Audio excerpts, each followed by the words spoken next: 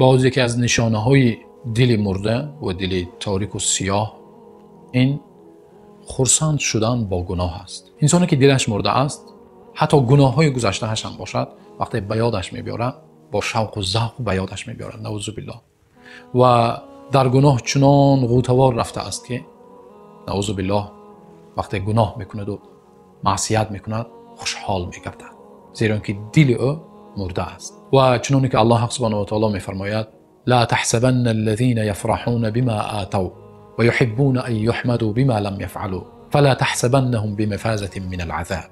یعنی الله میگوید شما هرگز گمان نکنید آنهایی که با کردن گناهشان، با آن گناهایی که میکنند خرسند و خوشحال میشوند، آنها از عذاب الله سبحانه و تعالی هرگز نجات نمییابند و برای آنها عذاب بسیار دردناک و المناک خداوند آماده کرده است.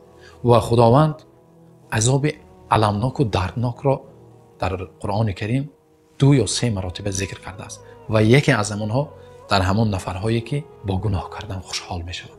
الله پناه دهد. و چنانی که عالمان میگویند خوشحال شدن با گناه وزنین‌تر و بدتر است از خود گناه. از خود گناه دیده خرسند شدن قلب همون نفری که دلش با نفاق پر شده است بدتر است در نزد پروردگار.